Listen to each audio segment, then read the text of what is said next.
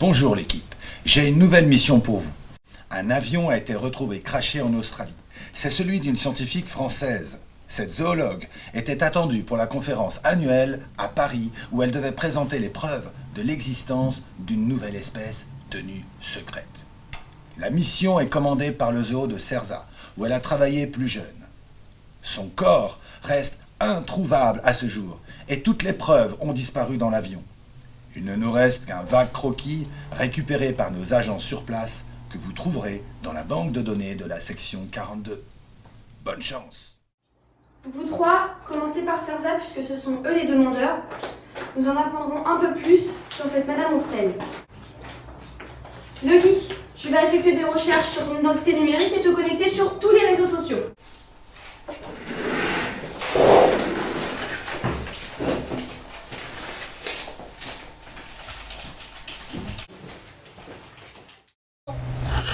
Aurélie pour Fred, Aurélie, tout se passe bien au niveau des perroquets. Monsieur Ossé, James de la section 42. Enchanté. Suite à votre demande, nous voulons en savoir un peu plus sur cette fameuse Madame Ourcel. Bonjour l'équipe, merci d'être venu aussi rapidement. Pas de problème, vous pouvez toujours compter sur nous. Monsieur Housset, pouvons-nous en apprendre un peu plus sur la scientifique? Oui, bien sûr, suivez-moi.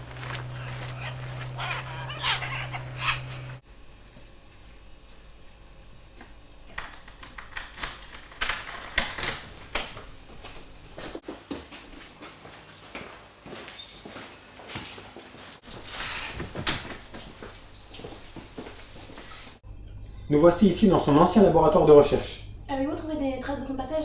Oui, justement, je vous ai mis de côté un dossier concernant tous les travaux de recherche de Madame Ourcel. Vous avez carte blanche, je vous laisse.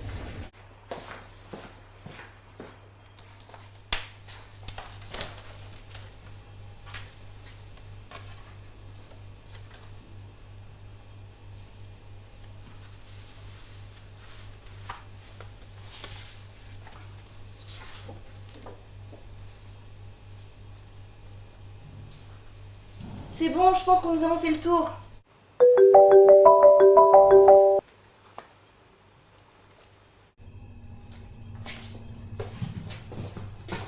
Hey, salut! Tenez, j'ai des infos. C'est dans le cloud. Madame Ourcel, en fait, appartenait au comité de bioéthique nationale sur le clonage. Je vous ai joint une définition. Ça va vous intéresser, regardez. On appelle manipulation génétique l'ensemble des techniques qui visent à modifier le génome d'un organisme en y insérant des gènes étrangers. Cette technique est considérée comme l'un des plus grands progrès du siècle dernier. Par exemple, une plante peut devenir résistante à la sécheresse ou à un parasite. Il est possible également de multiplier le nombre de graines sur un épi. Technique simple pour augmenter le rendement. Chez les animaux, la pratique, bien que moins répandue, est aussi courante. Aujourd'hui, nous pouvons augmenter la production de lait d'une vache ou rendre sa viande plus savoureuse.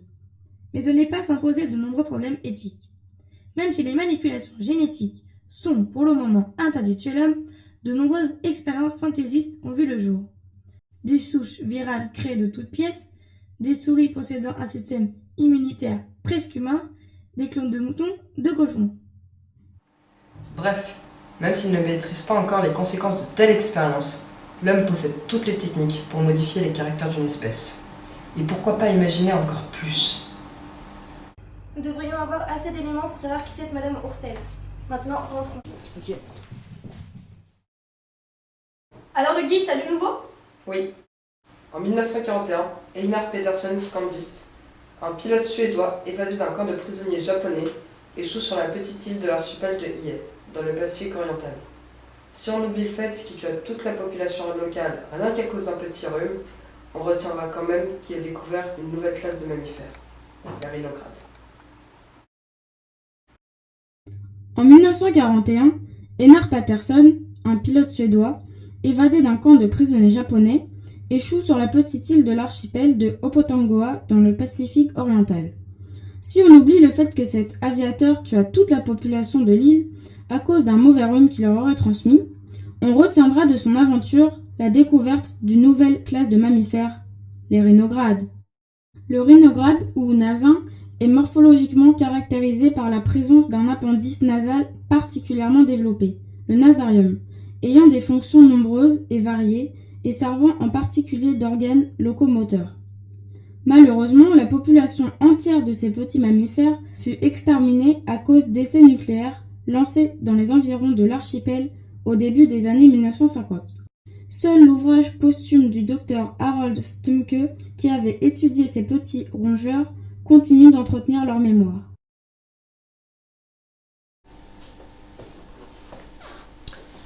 Du moins, voici la version enjolée de l'histoire, car en réalité, ces mammifères n'ont jamais existé.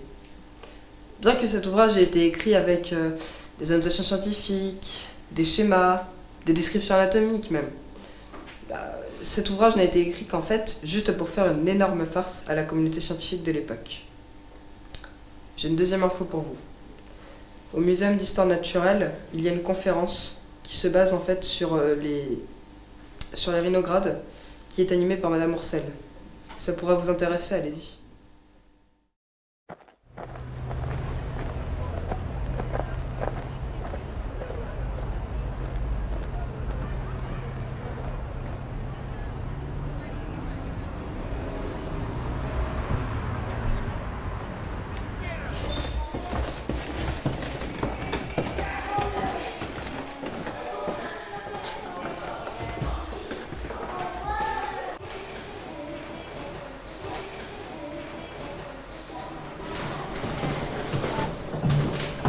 Je commence à avoir de plus en plus de doutes sur Madame Ourcel. Bien, Oups, partons fouiller son bureau, mais ne me lâchez pas d'une semaine.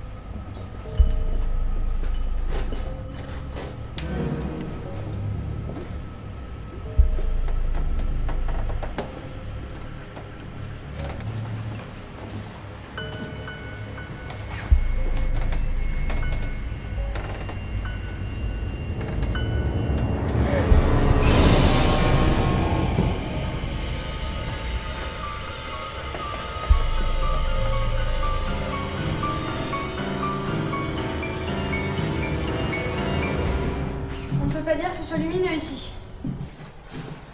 Dépêchez-vous de chercher. Faites vite, très vite. Le sac dont j'ai toujours rêvé. Il est encore plus beau qu'en photo. J'ai trouvé un livre Anatomie et biologie des rhinogrades. C'est assez bizarre. Qu'est-ce que c'est? Regarde. Des flacons. Je vais faire un prélèvement tout de suite. On dirait des poils. Tu penses que ça pourrait être des poils de rhinograde? Je sais pas. En tout cas, faites vite. On va vite les porter au labo.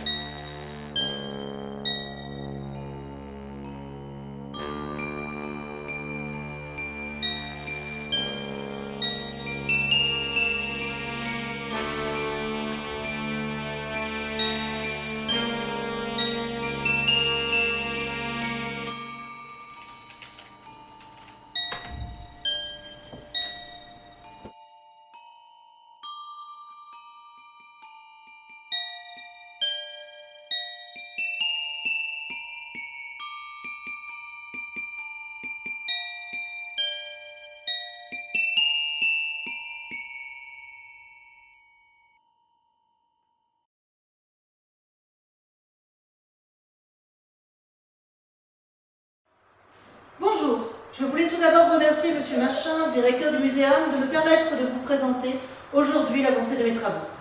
Mes recherches s'inscrivent dans le cadre du projet Lazare. Derrière ce nom de code se trouve l'idée de chercheurs australiens de ramener à la vie des espèces aujourd'hui disparues. Le projet Lazare est mené en partenariat avec l'Université de Sydney. Je vais donc vous présenter comment mes travaux ont contribué à la résurrection d'une espèce de rhinograde disparue, Emunctator soberis. Cette espèce très particulière, décrite par le professeur Stumke en 1961, connue en français sous le nom de reniflard chuintant, est considérée comme éteinte depuis 1956, date à laquelle les derniers spécimens sont morts suite aux essais nucléaires dans l'archipel de Hiyei. Nous avons donc travaillé, mon équipe et moi-même, sur la technique de clonage reproductif. Nous avons prélevé le noyau de cellules d'une peau congelée depuis 68 ans d'un reniflard et introduit ces noyaux dans des œufs de cellules énucléées d'une espèce proche d'un point de vue taxonomique. Surus vulgaris. Madame Oursel et Madame Fontaine ne font qu'une, et votre découverte scientifique n'est qu'une vulgaire supercherie. Vous le savez, un nasin sauteur. Un simple test ADN a permis de déceler que votre échantillon de peau retrouvée n'appartenait à rien d'autre qu'à une vulgaire souris. Vous avez préféré simuler votre disparition et avez pris une autre identité, celle de votre grande-tante, laissant de ce fait la légende s'installer dans les médias, notamment sur la toile. Bravo, bravo, je vous félicite. Mais le geek va se faire un plaisir de l'utiliser à votre rencontre pour tout raconter. Croyez-moi, il va très vite. Dommage. C'est fini le 19e siècle, un vulgaire plagiat. En plus, aucune inventivité. Vous auriez dû acheter une imprimante 3D ou exploiter la réalité augmentée. Le résultat aurait été encore bien plus stupéfiant et beaucoup moins fatigant. Que pensez-vous de cela, madame? Rien, plus rien. Pierre-Paul Grasset était mon modèle, un zoologiste fabuleux qui m'avait fait découvrir Harald Stumke, ce spécialiste de rhinograde. Je voulais réveiller la légende et recréer ce rhinograde. Recréer un rhinograde. Mon rêve. Mon erreur.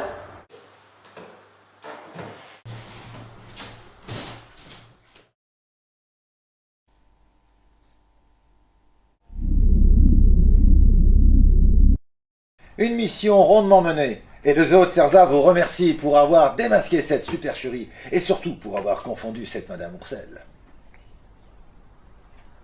Allez l'équipe, retour en classe. Vous avez fait vos exos génétiques? Les exos. Ça vous dit pas plutôt d'aller faire un ciné ce soir? En plus, il y a Jurassic Park en avant-première. Ah, vas-y, carrément. Ok.